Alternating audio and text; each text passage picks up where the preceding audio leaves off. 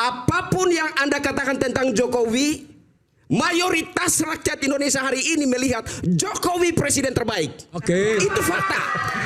Itu fakta. Oke. Kecuali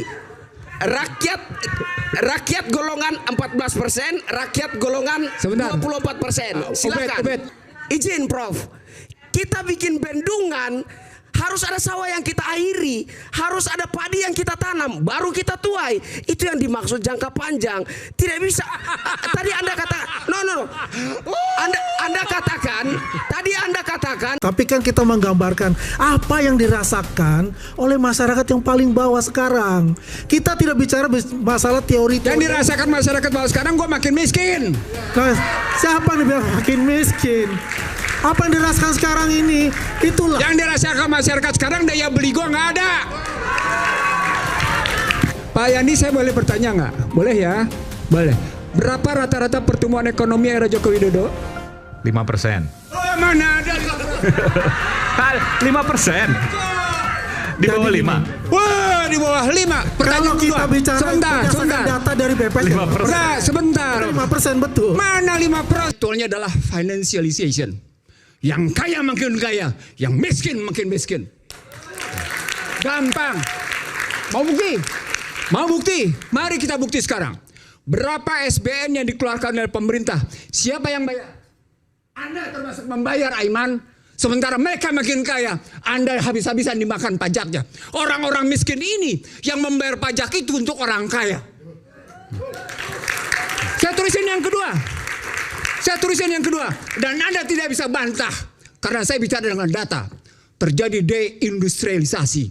Akibatnya PHK di mana-mana.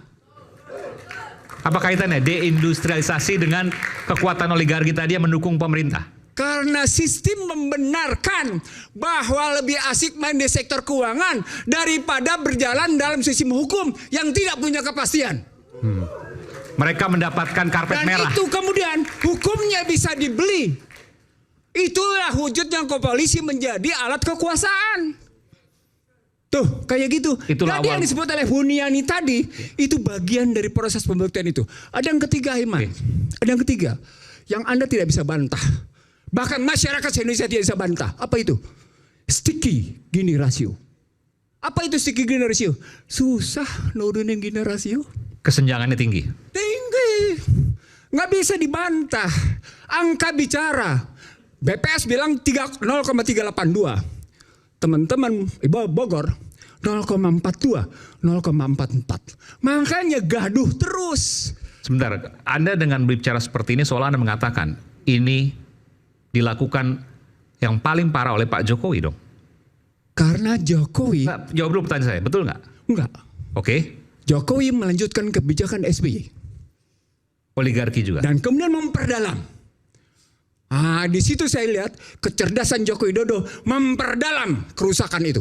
Memperdalam kerusakan. Iya. Cerdas dong. Dia perdalam kok. Dan dia sudah disediakan oleh undang-undangnya sebelumnya.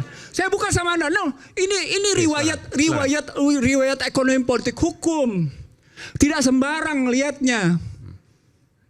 2507. Mungkin bisa Bung Iksan, mungkin bisa memperdalam itu dalam bentuk apa memperdalamnya? Memperdalam kerusakan katanya. Kerusakan itu, karena ini kan juga ada tendensius untuk itu. Gitu. Iya, saya setuju. Saya akan buktikan sama Anda. Oke.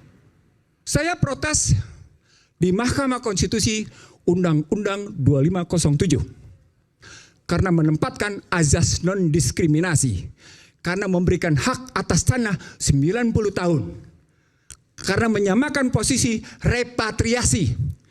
Bebas menarik keuntungan kapan saja. Karena itu dihapus istilah PMDN. Oke? Dampak dari sana, salah satu penilaian yang muncul dari Bank Dunia, Indonesia telah mengalami kebebasan di berbagai sektor dengan sangat memuaskan. Artinya Indonesia sudah sangat liberal. Apa dampaknya?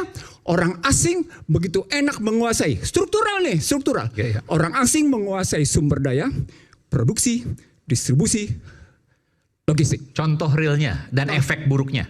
Contoh realnya. Oke. Siapa yang kuasai nikel? Cina. Oke, luar. Siapa? Sebut-sebut aja. Oke, siapa yang nguasai batu bara? Luar. Sebagian orang dalam, tapi sebagian juga luar. Siapa yang menguasai emas? Seterusnya luar. Oke, sejumlah mineral itu di dalam sedemikian rupa. Dan dibikin lagi undang-undang tentang 38 tahun 2008 tentang bagaimana MEA, tentang azas non diskriminasi. Lagi-lagi kita semua disamakan oleh orang asing kedudukannya. Poinnya adalah bagaimana mungkin yang tidak lulus SD itu mesti perang sama orang asing. Puas? Oke, sudah. Dari sana kemudian terjadi lintas kebebasan para pekerja. Maka datanglah orang-orang asing itu. Artinya SBY menyediakan itu lewat undang-undangnya. Joko Widodo kemudian menerbitkan berbagai kebijakan. Termasuk visa. Visanya kan bebas visa. Kebebasan visa, habis-habisan. Lalu kemudian ada juga second home visa. Itu kan semua hitung-hitungan uang. Lalu bahkan memberikan yang namanya tax holiday yang demikian panjang. Habis-habisan. Panjang di situ. Maka datang semua habis-habisan di situ. Kemudian muncul kekuatan. Dengan menyebut bahwa kita butuh investasi asing. Dan karenanya kita mesti tetap berjalan. Dalam konstruksi ekonomi politik. Ketika ada presiden dan timnya ngebangun seperti itu, maka dampaknya adalah negeri ini menyediakan diri untuk diinvasi. Negeri ini menyediakan diri untuk diintervensi. Negeri ini menyediakan diri untuk diinfiltrasi. Negeri ini menyediakan diri untuk yang namanya diintimidasi. Negeri ini menyediakan diri untuk diindoktrinasi. Ujungnya apa? Inflasi. Ketika inflasi terjadi, Anda takut dengan yang namanya suku bunga. Akibatnya apa? Seperti hari ini, kejadian hari ini. Nilai tukar 16.450. Data saya menunjukkan selama 60 tahun, 40 tahun terakhir, datuhnya itu begini. Dolar. Rupiah. Iya, rupiah maksudnya terhadap dolar. Dolar. Habis. Sangat curam. Curam sekali. Apa artinya? Artinya ketika dia berhubungan dengan fiskal, dengan utang, tak keru-keruan. Nah, di situ orang melihat bandingan antara, saya jawab Yandi, bandingan antara utang yang diciptakan di era SBY dengan utang yang diciptakan di era Joko Widodo. Dari situ orang kemudian melihat berapa sesungguhnya manfaat yang muncul atas 5 indikator. 1, tingkat kemiskinan. 2, tingkat pengangguran. 3, Gini rasio. 4, tingkat pendidikan. 5, tingkat kesehatan. Diukur 5-5-nya. Dan jawabannya? Negatif. Negatif. Tidak juga membaik. Anak kelihatannya hebat. Seorang di sini mungkin rata-ratanya punya namanya gaji rata-rata 4 juta. Tapi jangan salah.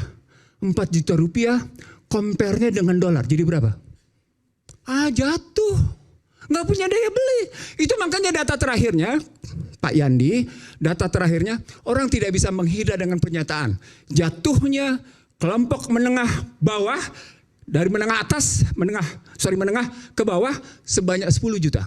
9 sampai 10 juta. 1. Yang kedua, orang tidak bisa menolak kenyataan bahwa sejumlah industri mengalami deindustrialisasi. Diakui oleh Burhanuddin Abdullah. Padahal ini kajian kami tahun 2009, 2010. Bahwa telah terjadi deindustrialisasi dini. Yang paling menarik Aiman, Bank Dunia menyatakan bahwa kendati Joko Widodo ngebangun yang namanya infrastruktur, biaya logistik menurun hanya 0,3. Apa poinnya?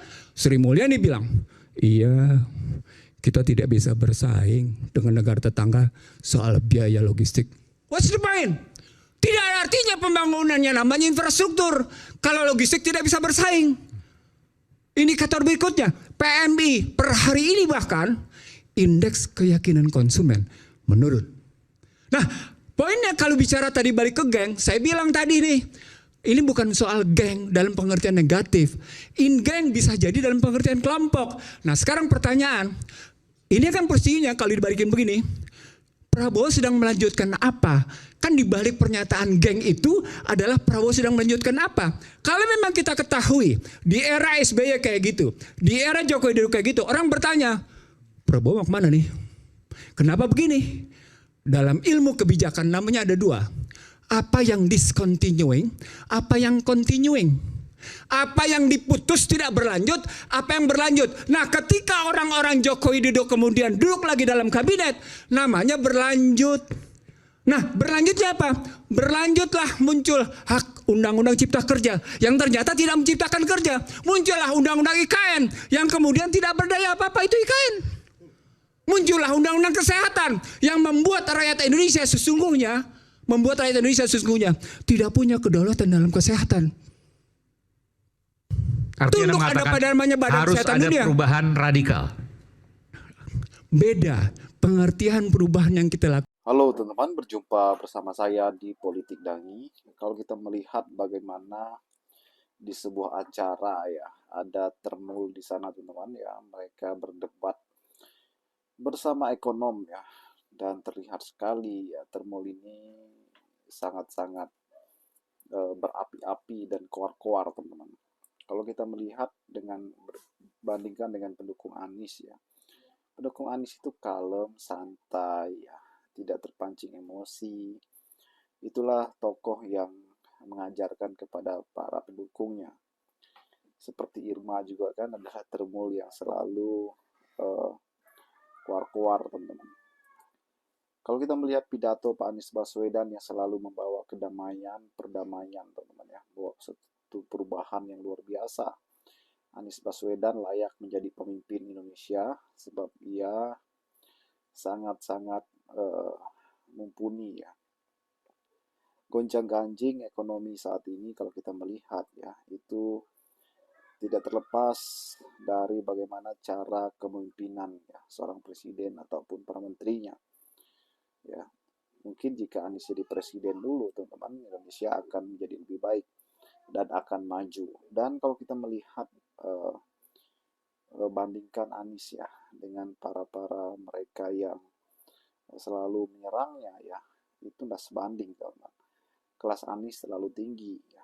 Bagaimana beliau menjadi seorang politikus ya, itu karena beliau sudah mempelajari semua banyak hal, penuh ilmu, penuh gagasan ya, dan strategi yang hebat. Bagaimana menurut kalian?